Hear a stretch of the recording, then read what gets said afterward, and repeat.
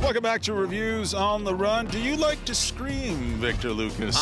Yeah, when it's warranted. I've actually never seen you scream before. I haven't screamed in a movie. Yeah. We just came out of Scream 4, and this is Wes Craven. He directs again. Kevin Williamson, he writes the screenplay. These are the same people who've been working on the Scream franchise all along. They're a good tag team. Yeah. I enjoyed the first Scream. First Scream is really, I don't use this word lightly, it's a masterpiece. A horror masterpiece. It I'm really not a big is fun. horror fan, but I do remember liking the first Scream.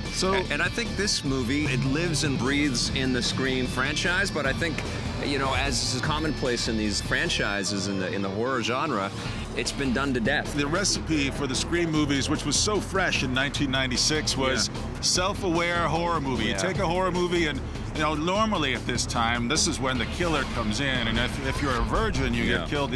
And all of these acknowledgments to horror movies of the past. Right, and, little tips of the hat. And if we've learned anything from horror movies, we know that the killer's going to be in the closet. Christmas, House of Wax, Prom Night, My Bloody Valentine. It's one of those, right? None of the above. That kind of self-awareness, it's a little passé in horror movies, especially in the wake of seeing Insidious. Yes. I almost feel like I don't need any more Screams. I really didn't need any more after the first one. They've all been, you know, they're carbon copies of each other, and that's the biggest problem, is that they're not only nodding awareness and appreciation to the genre itself, but they are constantly self-referential for their own films. Right. And I would be hard-pressed to tell one from the other. Oh my God, did you hear that? I'm gonna be next. Vic was very excited to see all the young women, as was I. There are a lot of young women in here. There is a little bit of gore. There is a twist at the end. You know the Scream formula by heart at this point. It feels dated. It feels like it's unnecessary. I didn't care about any of these people. And just the way that the movie was made and shot, it just looks out of place now. And it looks lazy. And there is not one scare in this whole damn film. I was not ever afraid for any character in this thing. I didn't believe in any character. I didn't care about any of the people. I like them. I think they're all very competent actors. They were attractive. And virgins can die now. Does that mean that I'm not gonna live as long as these two?